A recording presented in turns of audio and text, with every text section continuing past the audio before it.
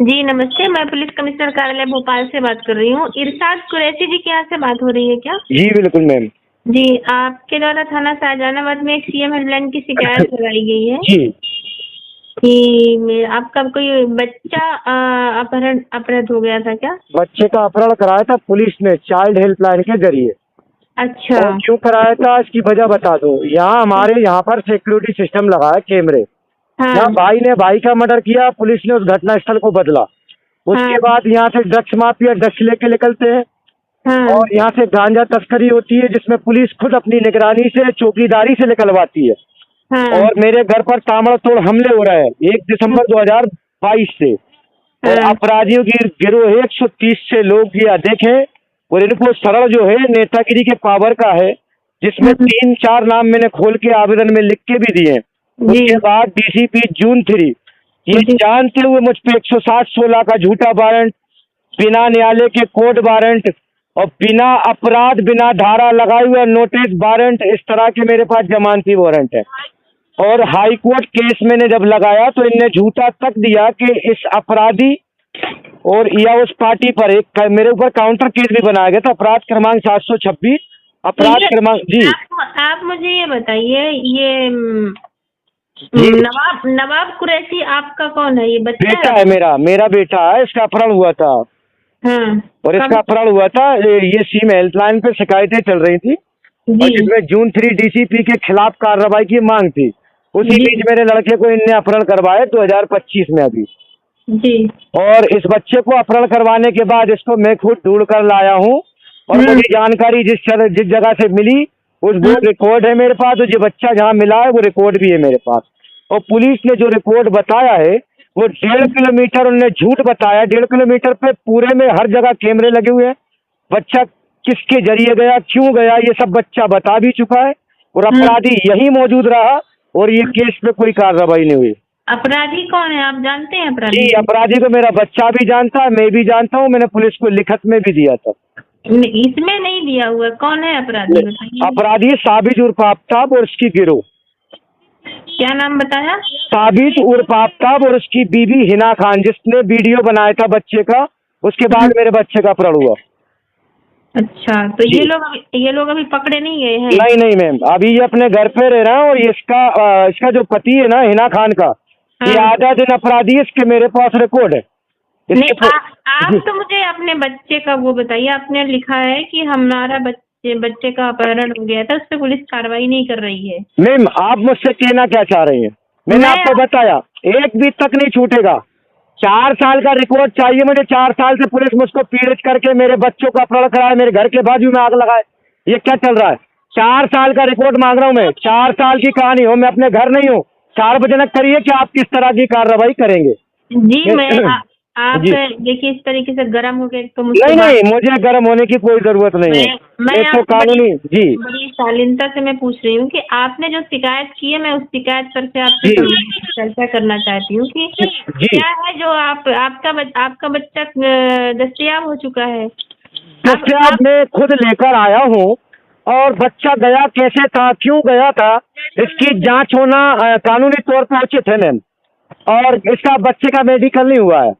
और इस बच्चे ने जो बयान दी उस बयान के आधार पे पूछताछ होना भी जरूरी है मैडम। तो जो नहीं हुई जी। आपके बच्चे का भी मेडिकल नहीं हुआ है? नहीं बिल्कुल नहीं हुआ है मैडम। हुआ ही कब है? अच्छा जी हुआ कब है? और आपके किसी पुलिस अधिकारी को ये अनुमति दी गई है कि वो ड्रग्स माफियाओं का समर्थन करे? देखिए, ये जांच का विषय है। आप बिल्कुल जांच ही होना चाहिए मैम। आप हमसे देखिए इस तरीके से बात नहीं करिए। मैं आपसे सीएम हेल्पलाइन में शिकायत की गई है कि मेरे बेटे का मैम आप कहाँ से बोल रहे हैं? मैं पुलिस कमिश्नर। यही लाइव कर लेता हूँ, आप भी बात कर लीजिए मुझसे। मेरी बात किस तरह से मैं आपसे क्या बात कर रहा हूँ, ये कॉन्स्टिट्यूशन है। नहीं, मैं आपसे ये बोल रही हूँ कि इसमें आपने शिकायत की है कि हमारे बेटे का कॉन्स्टिट्यूशन है। मैं आपसे ये पूछ रहा हूँ 4 साल से जो घटनाएं हो रही हैं वो एक भी घटना का तक छूटना नहीं चाहिए। नहीं, इसमें जो भी पुलिस स्तर से वैधानिक कार्रवाई संभव हो पाएगी उसमें की जा रही है। जी वो देख रहा हूँ मैं, मेरे पास तो रिकॉर्ड है। पुलिस क्या वैधानिक कार्रवाई कर रही है। 25 शराब की पेटी पकड़ी जाती है। 18 क्वार्टर का नाम कर उनको 41A का नोटिस दस्तयाब कर दिया जाता है। आ जाइए ना, और जमानत लेके घर चले जाइए, और तू 4 दिन बाद उस केस को खत्म करवा दिया जाता है। पूरा सिस्टम क्या लिखते इसमें, रिकॉर्ड है मेरे पास में ऑन रिकॉर्ड। पुलिस मनमानी करती है, पुलिस कमिश्नर के फोन पे मनमानी, पुलिस हेडक्वार्टर में मनमानी। तो यानी मैं लिखत दूं तो आपको दिखता नहीं, मैं मेल करता हूँ दिखता नहीं, मैं फैक्स देता हूँ मैं दिखता नहीं, मैं सबूत देता हूँ। जी देखिए, सीएम हेल्पलाइन में जो शिकायत दी गई है जी आपकी, मैम, वो हमको दिख रही। पहले आप हमारी बात सुनेंगे क्या? जी बिल्कुल सुन रहा हूँ ना मैम। आपने सीएम हेल्पलाइन में जो शिकायत की है वो हमें दिख रही है, उसी पर्पज से हम आपसे बात कर रहे हैं कि अच्छा मैम, आप अभी पुलिस की कार्रवाई से असंतुष्ट हैं, तो क्यों बिल्कुल असंतुष्ट हैं? बिल्कुल नहीं है पुलिस की कार्रवाई, पुलिस ने कार्रवाई की क्या है?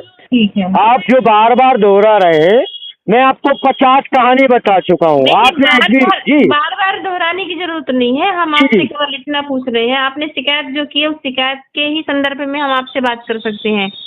आगे पीछे और आगे क्या हो रही है उस संबंध में नहीं, तो फिर आप फोन रखिए, आप फोन रखिए और आप अपने उनसे ही बात कर लीजिए, वो कर लेंगे, बाकी मैं कर लूंगा। मैंने दे दिया ये लोक आयोग, राष्ट्रपति भवन में सबसे जवाब ले लूंगा मैडम।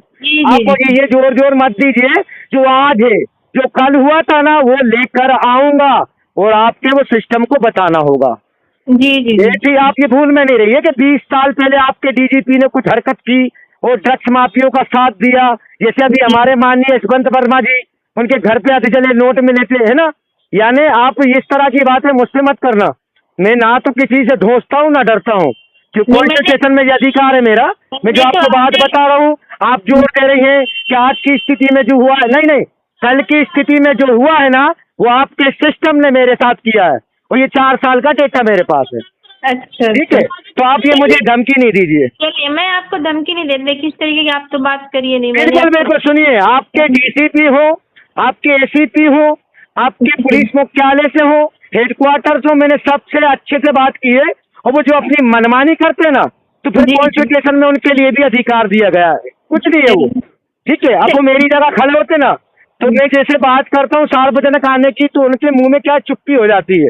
वो क्यों हो रही है कि मैं जीतू पटवारी नहीं, मैं सीएम मोहन यादव नहीं, मैं शिवराज सिंह चौहान नहीं, अगर होता तो उनकी चुप्पी टूट जाती। समझ में आया हो मैम, तो समझ जाइएगा। और मगर मैं इतना कच्चा भी नहीं कि मेरे आस पास कोई नहीं, मैंने इतना डेटा इकट्ठा करके रखा, जिस दिन नाखून लगेगा ना मुझे, उस दिन पता चल जाएगा भोपाल मध्य प्रदेश के हेडक्वार्टर, है ना। तो ये मैं आपको खुली चुनौती दे रहा हूँ कि मैं इसीलिए तो पूरे भोपाल में घूमता हूँ। अच्छा, बता भी चुका हूँ मैं कि आप मेरे साथ क्या करने वाले, बस करके दिखाइए।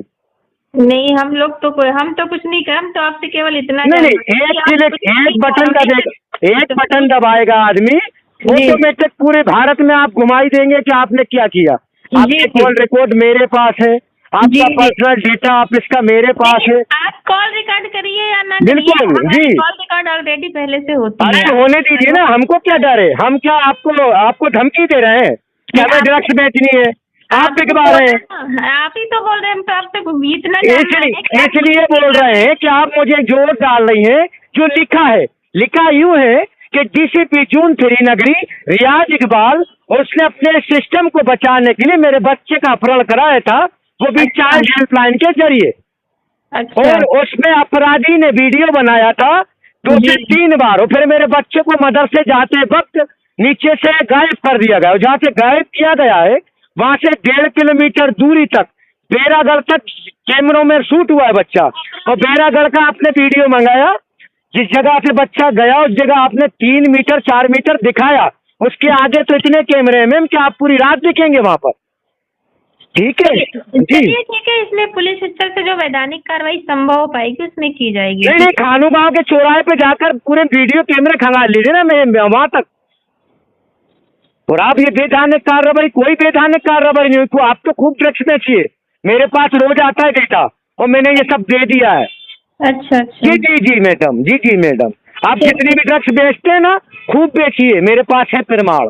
और मैं देखता हूँ कितने पीठ पे गोली मारने वाले, हम भी बहादुर हैं और हम छाती पे गोली खाते हैं मैम जी, और सार्वजनिक खाएंगे, और हम भी देखते कौन गोली चलाने वाला है। डीसीपी जून 3 कहीं का आतंकवाद से कनेक्शन में तो नहीं है।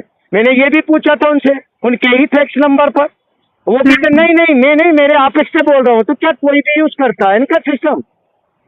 मेल आईडी पर भी भेजा है मैंने, सीएम हेल्पलाइन की, लोकायुक्त को भी भेजा है, राष्ट्रपति भवन भी भेजा है। सीएमएल बैंक में जो शिकायतें आती हैं, जब भी जो भी अरे आप बहन सार्वजनिक करिए ना, आप मुझसे इतनी बातें सार्वजनिक किया करो।